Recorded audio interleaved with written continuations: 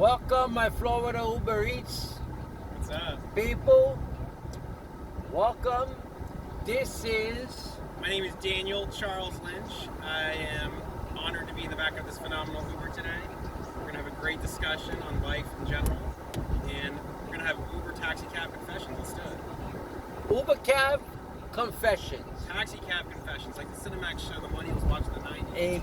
Exactly. That's right. And you know, the Florida Uber Eats driver talks about the good, the bad, and the ugly of this business. That's right. So here we go.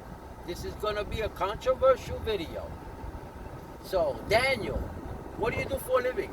I am a traveling consultant, so my emphasis is on integrative medicine clinics, holistic, alternative, basically helping doctors, clinics, and patients to pursue non-conventional, non-FDA approved treatments and helping them navigate a broken healthcare system to get it reimbursed to the insurance, help clinics get patients, and help them find new protocols that are not available in the US and from other countries.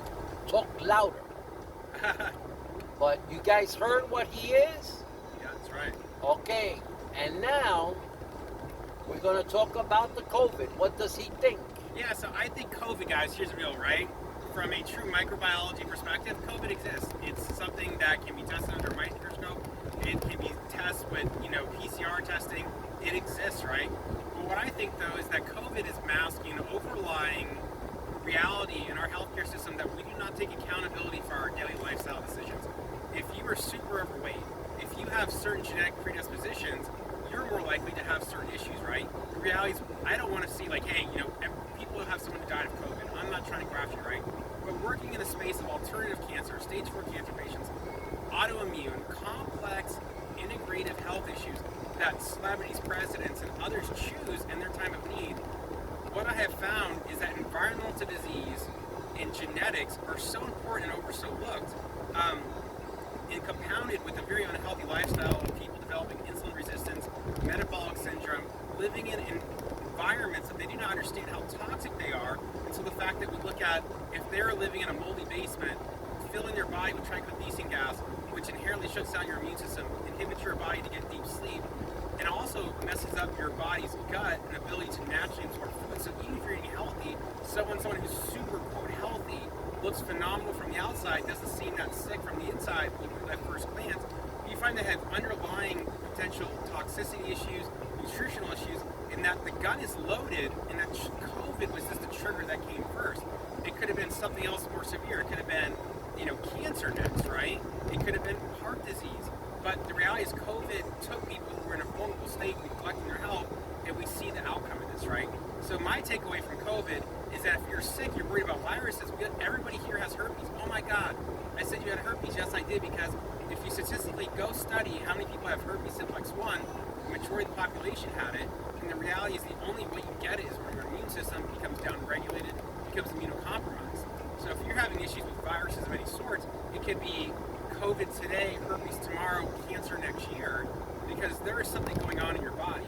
And so as a society and healthcare, we look at how we address root causes, and instead of prescribing for symptoms, we diagnose for root causes to find ways to change. We're never going to make any difference. So it's COVID today, there'll be something tomorrow. But at the end of the day, heart disease is an epidemic, metabolic syndrome is an epidemic, and if as a society we were to make a focus on looking at insulin resistance and inflammation in our body, we would actually break the healthcare system, because our healthcare system is not designed for people to get better.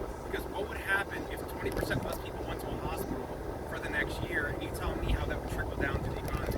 One question. Yeah. So that's the reason why the FDA and the CDC does not want to ban corn syrup, for example. Stuff that is harmful in our food, but they do not take care of that. That's important to get those banned from our food. Yeah. Why they don't go after that? Yeah, do you make it right up here? I just think that's... Yes, sir. The reality here is we also have a constitution, right? And I don't think it's the government's place to say what I do and don't put in my body in any front. You can't say you don't want the vaccine and then criticize them for saying, why don't they ban corn syrup, right? Yeah. And, the reality is when I look at things, right, I believe that everybody everybody deserves the right to make the decisions of what they do to their body, whether it's abortion, drugs, diet, vaccines, who cares, right? It's your body. But what, yes, I believe that's yes. I think so. I don't know.